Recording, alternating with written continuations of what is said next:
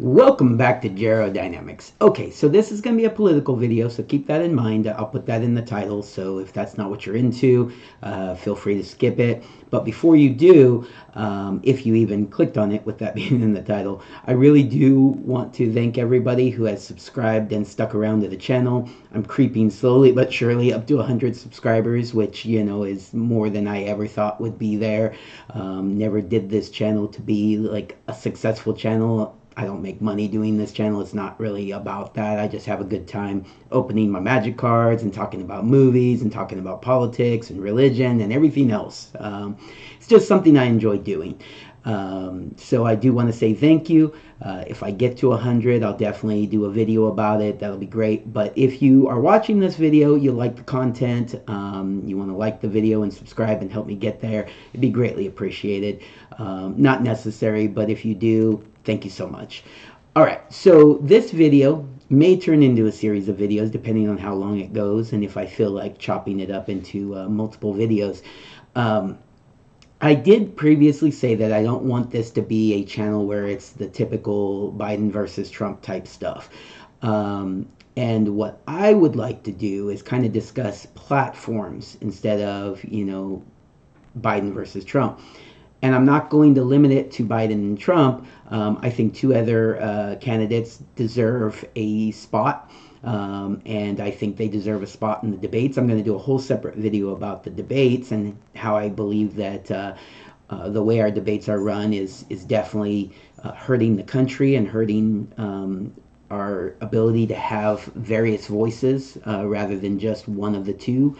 So I'm going to also talk about Chase Oliver, and I am going to talk about RFK Jr. And so I'm going to go over kind of their platforms here as well. So if you don't know, Chase Oliver is the Libertarian candidate. I am a Libertarian. I did vote for Chase Oliver in the primary.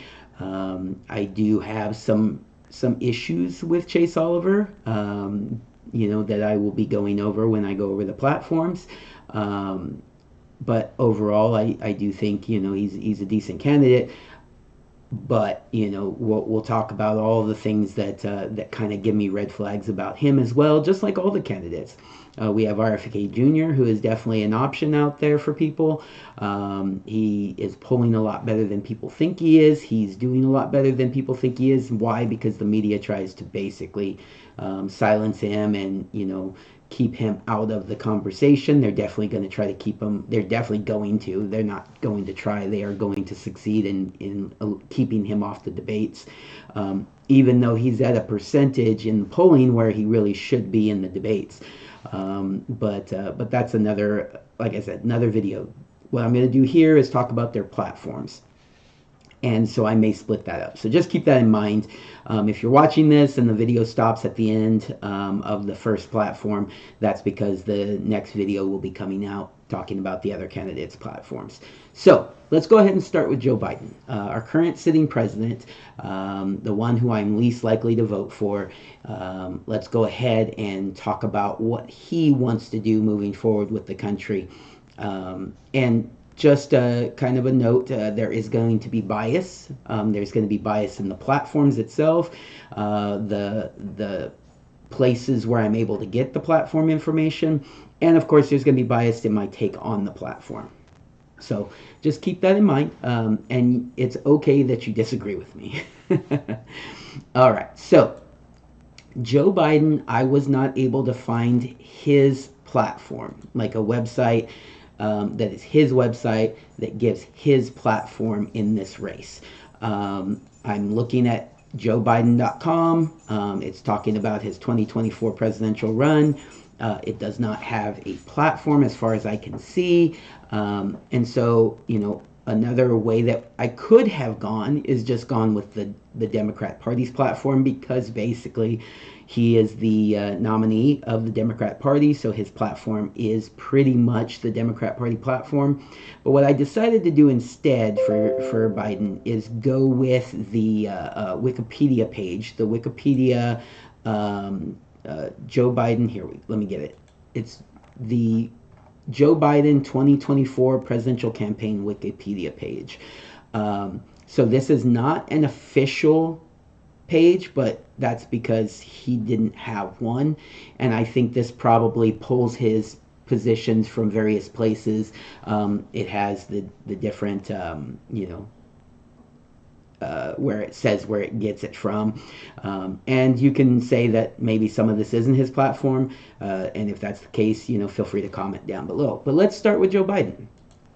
In this Wikipedia, again, not his, but in this page where it talks about his platform, let's go ahead and give kind of like the overview that it gives. It says Biden has frequently stated his intention to finish the job as a campaign theme and political rallying cry. Biden has been described as a political moderate and centrist and is seeking to attract moderate Republicans and independents for his 2024 re-election bid. And that again is from the Wikipedia page, not his page, but that's from Wikipedia's position on it. I don't know if he is saying still that he's a moderate and a centrist. I believe he probably did at one point in time, but he is not touting that anymore. And he's not governing that way anymore. Part of the reason, not the only reason, of course, but part of the reason that I voted for Jo Jorgensen in 2020 instead of Trump over Biden is because I felt like Biden was a centrist, a moderate, who wasn't so different from Trump that if we ended up with Biden, that it would be doomsday. I have been proven wrong immensely. He has been terrible. He's been the worst president in my lifetime, easily. And he is definitely not a centrist or a moderate. And so I just, I can't agree with this opening statement. You good? You good? Go lay down. Good boy. Good boy. So I can't agree with this, with that statement, but that is the statement that is given for him. But yeah, he has not governed as a moderate. I'm not sure if he even still says he's a moderate. Being a moderate doesn't really get you elected in the Democrat Party these days, so he's probably not going around bragging about that. Okay, the first issue, and it may be in alphabetical order. Okay, so it's in alphabetical order, so not in priority. But abortion access is his first, or is the first position on this platform. Biden has been described as running on one of the most overtly abortion rights platforms of any general election candidate in political history. Biden has promised to restore Roe v. Wade if reelected and has criticized court rulings limiting abortion access or restricting the availability of abortion pills. Okay, so let's talk about that real quick.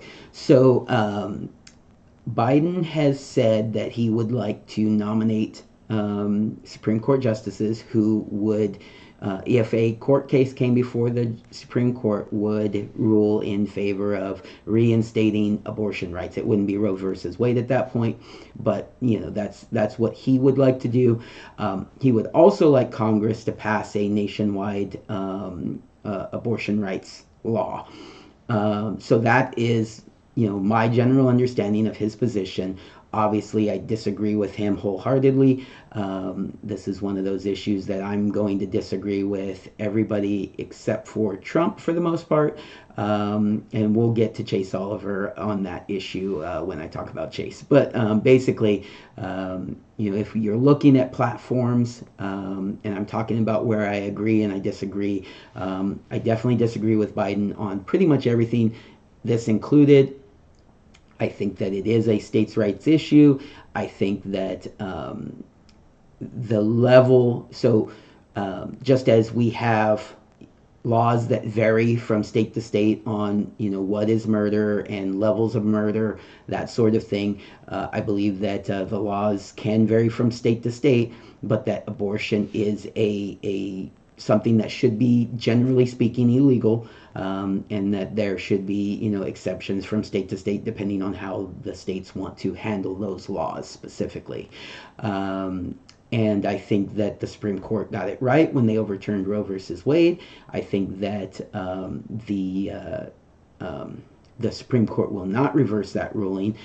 Even if they pack the court, which is a possibility under Biden, even if they pack the court, they would have to have a case come before them that specifically, allows for them to reinstate it as a constitutional issue. And I don't think that's going to happen, but could be wrong. All right, moving on. Democracy as a platform issue. So strange.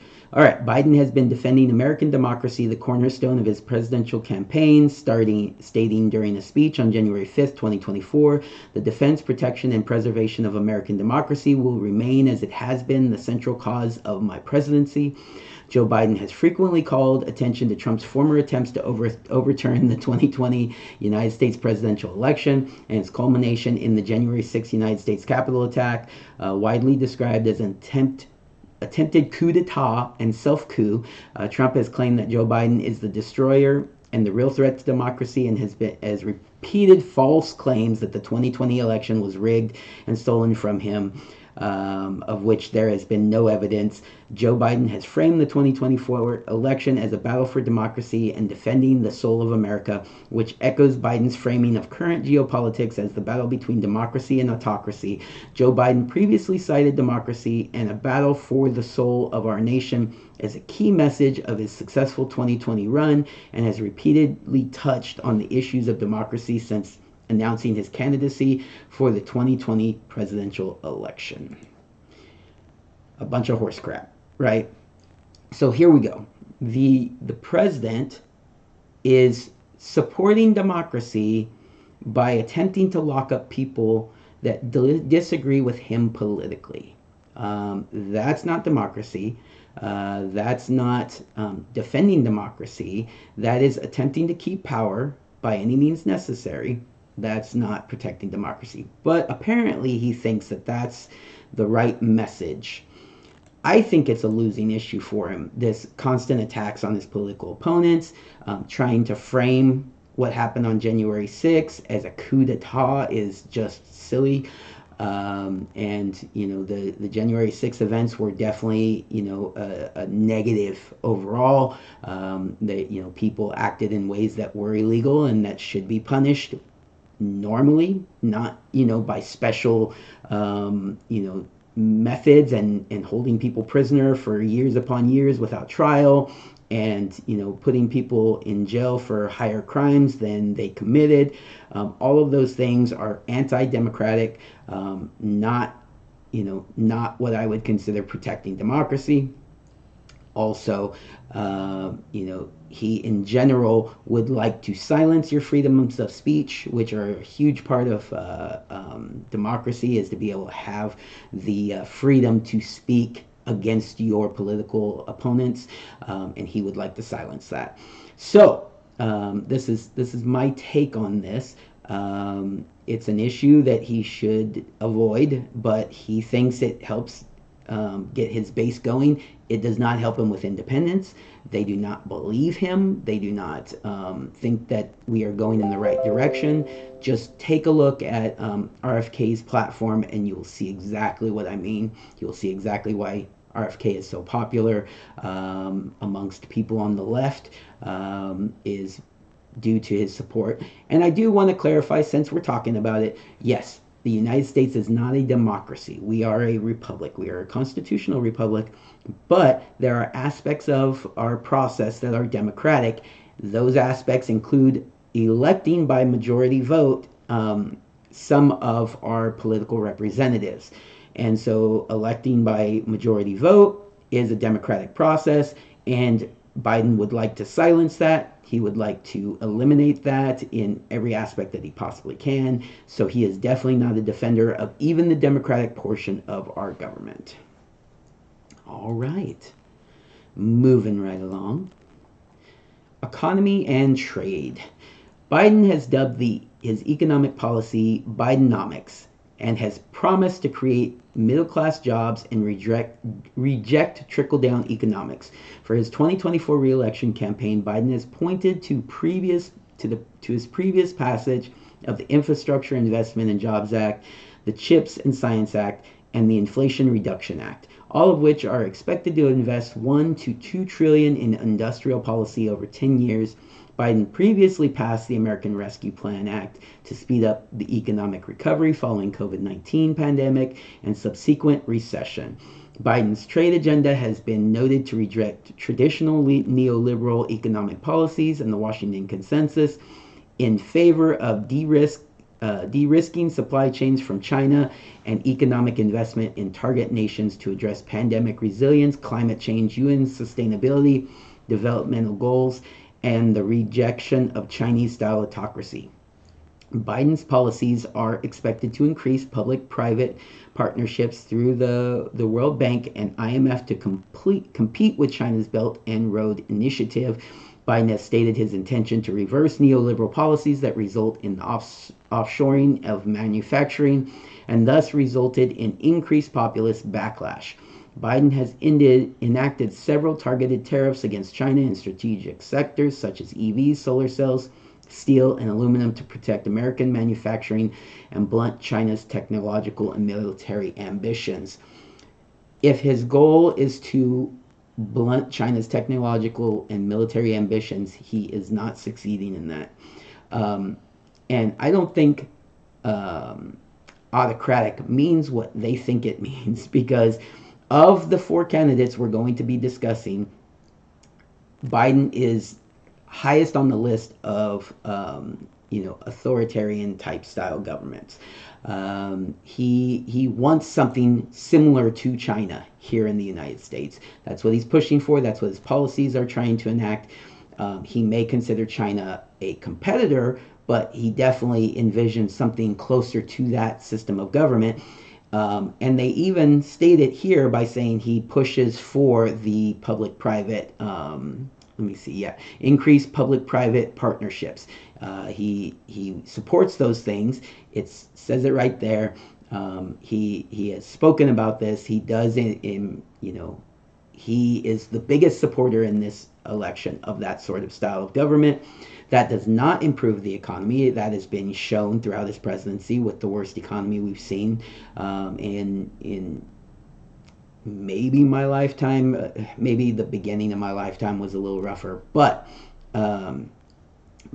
the economic situation that we're living in right now, in part, not completely, but in part caused by Biden's policies, is the worst possible scenario, and we're definitely building to a worst possible scenario.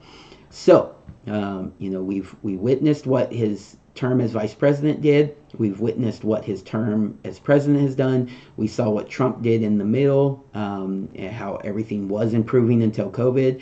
And so, his economic policy, his Bidenomics, has been a complete failure, and is definitely one of the biggest reasons why I will not be voting for Biden in this election.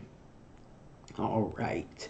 Inflation Reduction Act. What a joke. All right. Education. Biden previously supported 2 years of free community college during his 2020 campaign and has continued to propose it in yearly budget requests despite failing to have it passed during negotiations with Republicans as part of his Build Back Better plan in 2021.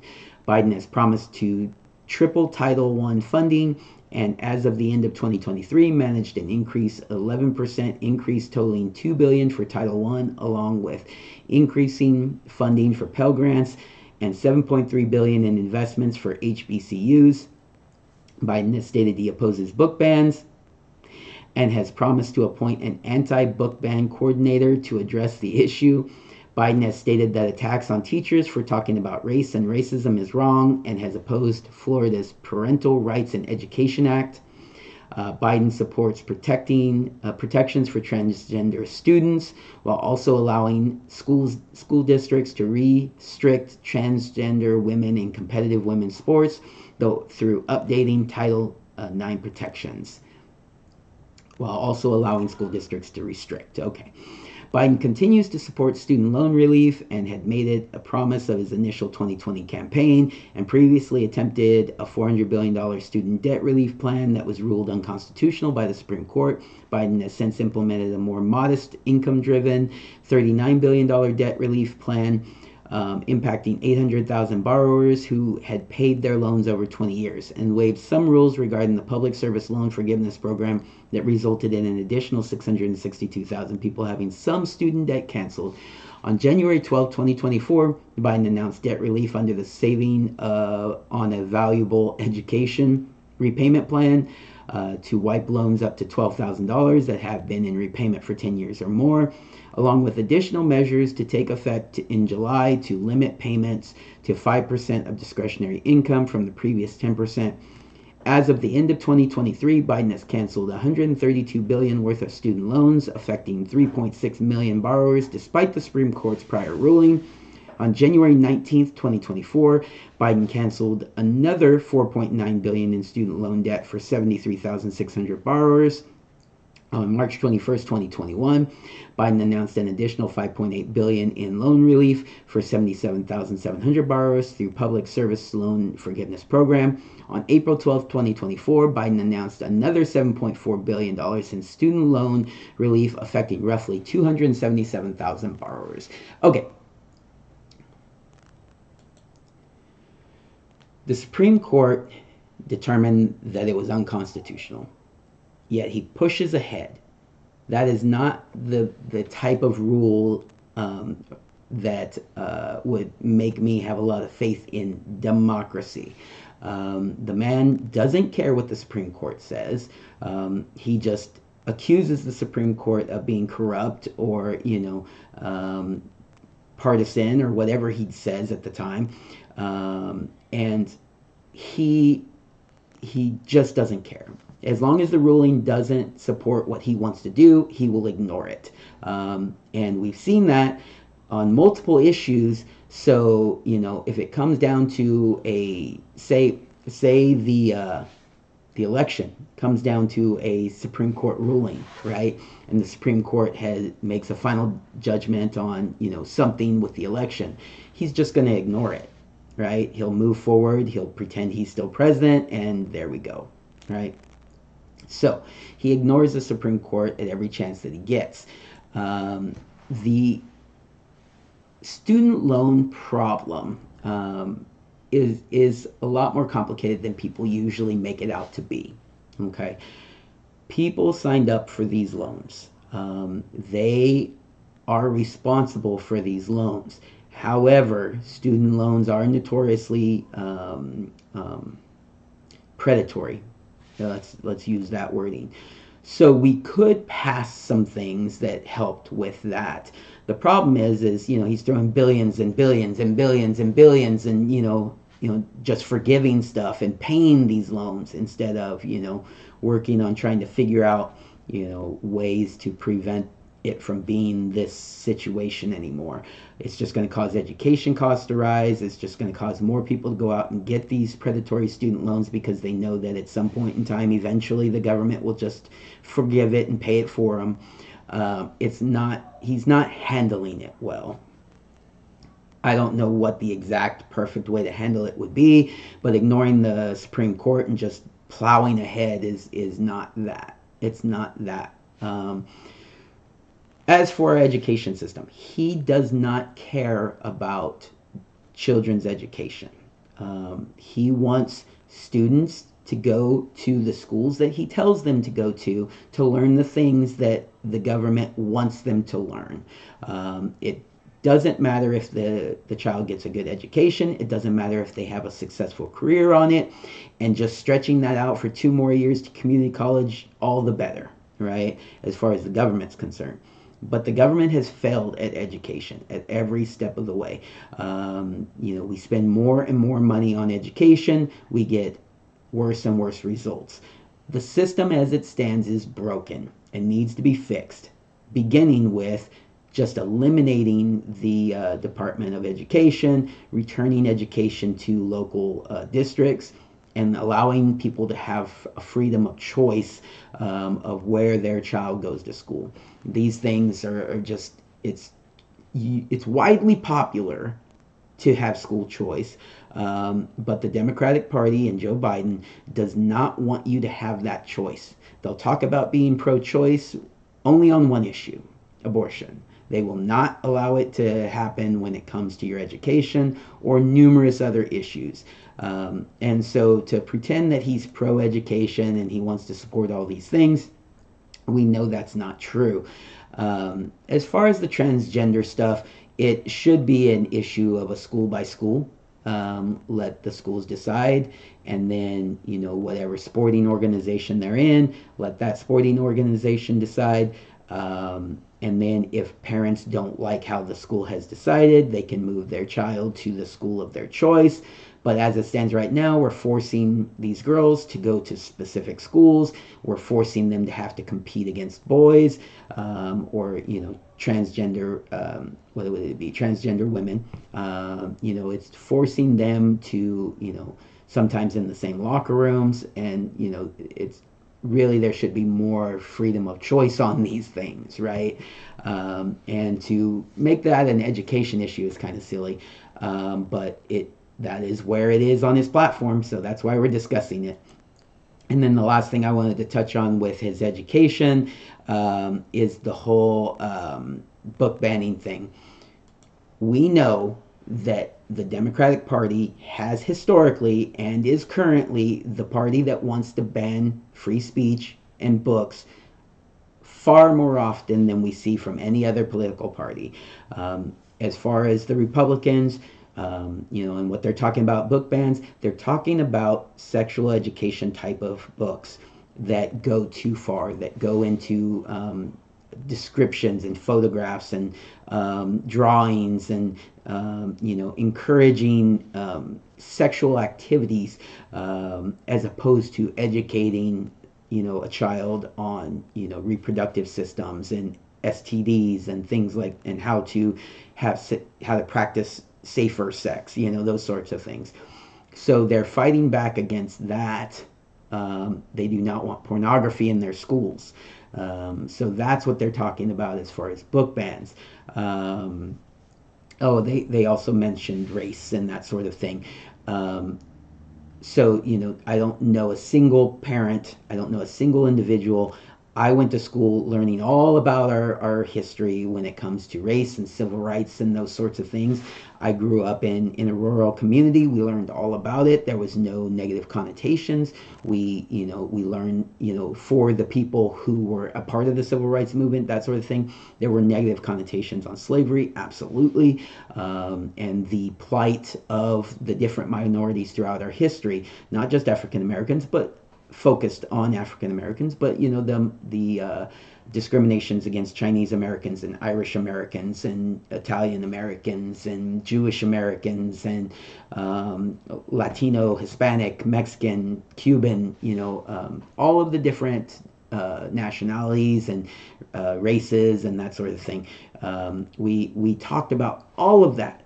And I am a 40-something-year-old man, so education has been discussing that for a long time.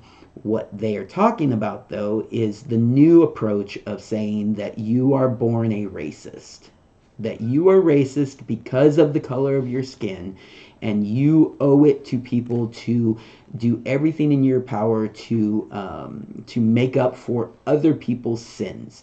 We talk about not talking about religion in school, but that specifically talks about original sin. The original sin of being white, or the original sin of being Christian, or the original sin of being, you as a person who is white has the original sin of any other white person who has oppressed somebody.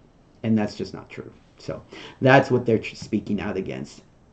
There has never been anybody speaking out against talking about slavery in a negative way, talking about the civil rights movement, none of that. Okay. Moving along, this video is going quite long, and so I will definitely be splitting these up, but this video is all about Biden's platform, kind of. All right, so energy, environment, and climate change. Biden has stated he believes in human-caused climate change. Biden previously strengthened environmental protections that had been weakened during the Trump administration. Biden passed the Inflation Reduction Act, the largest investment in addressing climate change and clean energy in U.S. history, with over $375 billion in funding and putting the U.S. on track to meet emissions reduction targets by 50 to 52% below 2005 levels by 2030, and has created 170,600 new clean energy jobs with over 278 billion in new investments in 44 states.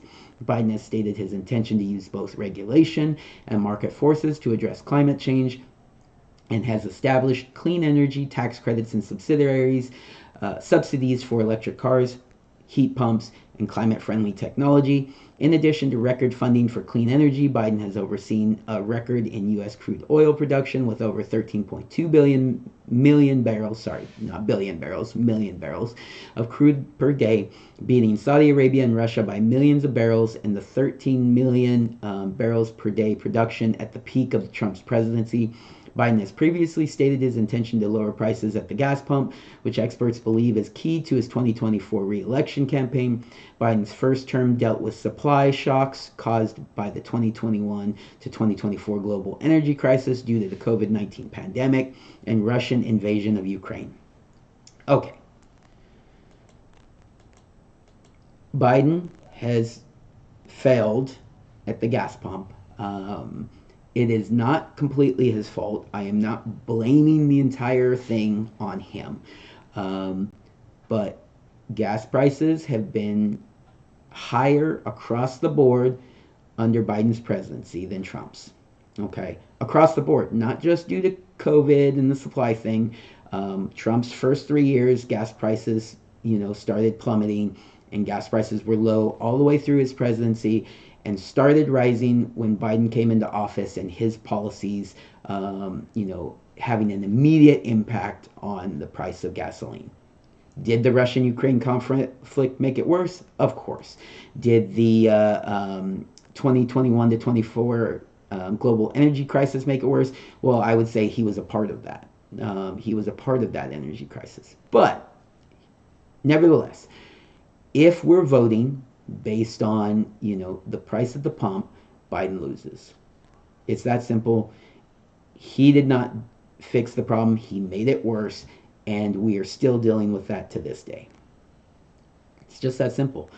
All right.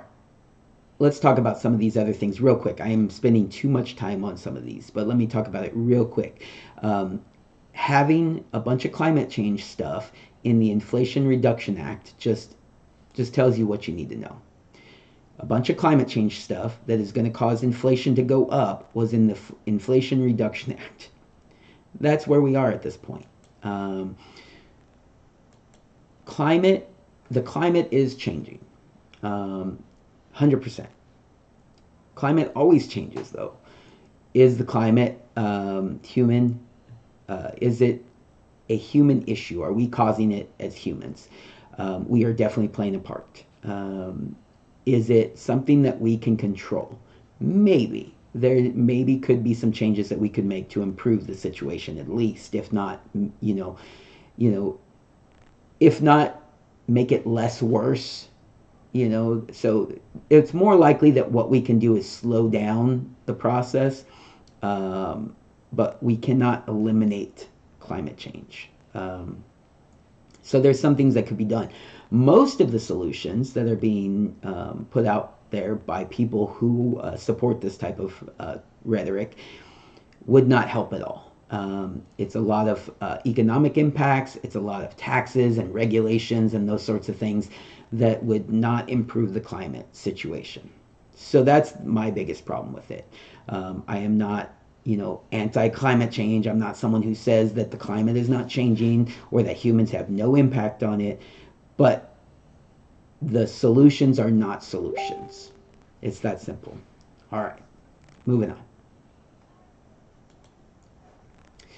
Oh, also, I think that we can move in the direction of clean energy, but you have to do it naturally. By forcing it with the government, you're not doing that naturally, it's not going to be the right solution. You're not going to get the best outcome because the government never results in the best outcome. If you let free markets work their way to it without hindering them, that would be the better way to go about our new clean energy type of markets. I have solar panels on my house. I'm looking at a hybrid vehicle as my next vehicle. I would consider an electric vehicle, although I don't think they're as good for the environment as people try to make them out to be. But if they're going to save me money at the pump, that's kind of important to me and a lot of people. So if they are better economically, people are going to do it.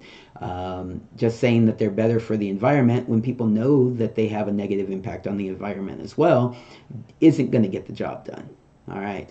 And as solar panels get better and better, great. We will be able to implement them in more and more situations, not just on top of our houses, which, by the way, have been amazing. I would not recommend getting a solar lease. Please, please, please avoid those. I have experienced that. That was a nightmare. But if you are able to incorporate solar panels into your mortgage, just amazing. Love it. Have nothing bad to say about it. Anyways, that was a tangent. All right. Something that isn't mentioned at all here, and I hope to see it in other platforms, is we need to focus on allowing, not having the government do it, but allowing the free market to try to advance our technologies as far as it comes to nuclear. Nuclear has a bad connotation, and it needs advancements to be, as safe as possible. But that's the cleanest energy that we can possibly envision at this moment in time. Maybe we'll even envision something else at some point in time. We'll get some new technologies, great. But right now, nuclear is the direction that we should be moving in. And we just need to make sure that our nuclear plants are not built on fault lines and are not going to explode and pollute our oceans and that sort of thing. You just have to think these things through. All right, let's go ahead. Hold on. I think I am probably going to have to stop this video and do a part 2 on the rest of the platform. I think that is what I'm going to do. All right, everybody, take care. Have a good day.